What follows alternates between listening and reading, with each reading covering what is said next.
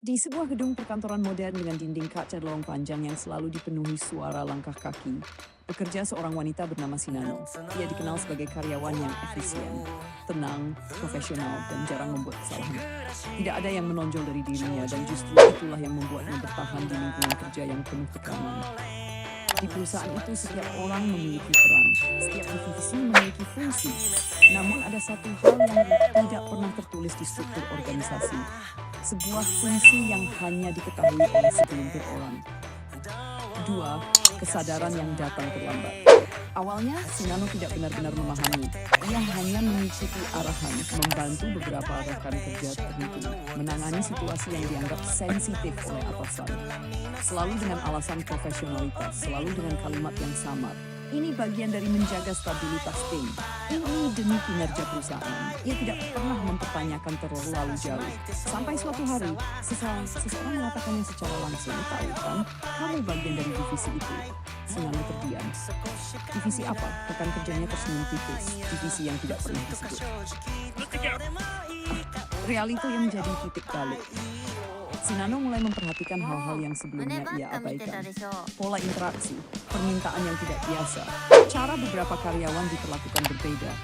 Ia mulai menyadari bahwa ada sistem tidak resmi di dalam perusahaan. Sistem yang memanfaatkan kedekatan personal sebagai alat, bukan secara terang-terangan, namun cukup jelas bagi mereka yang melihatnya dari dekat. Dan tanpa ia sadari, ia sudah menjadi bagian dari sistem itu. Penerimaan yang perlahan. Awalnya, Sinano merasa tidak nyaman. Ia mencoba menjaga jarak, menolak secara halus. Namun lingkungan kerja tidak memberinya banyak pilihan. Tekanan tidak datang dalam bentuk ancaman, melainkan dalam bentuk ekspektasi. Penilaian kinerja, kesempatan promosi, hubungan dengan atasan, semua terhubung. Dan perlahan, penolakannya berubah menjadi kompromi. Komprominya berubah menjadi kebiasaan. Sampai suatu titik, ia berhenti melawan. Bukan karena ia setuju, namun karena ia lelah. 5. Identitas yang terbelah. Hari demi hari, Sinano mulai menjalani dua peran.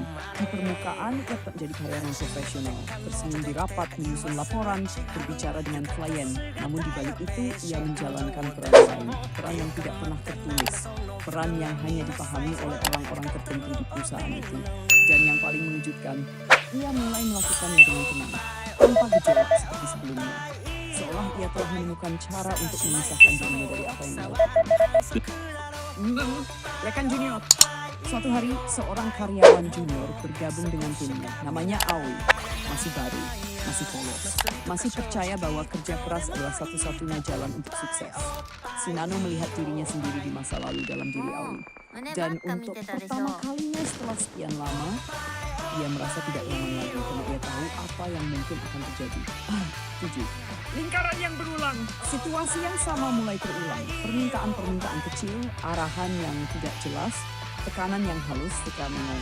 Aoi terlihat bingung, namun seperti Sinano memahami tanpa banyak pertanyaan, dan disinilah konflik terbesar Sinano muncul. Ia memiliki pilihan, membiarkan semuanya terjadi seperti dulu, atau menghentikan siklus itu. 8.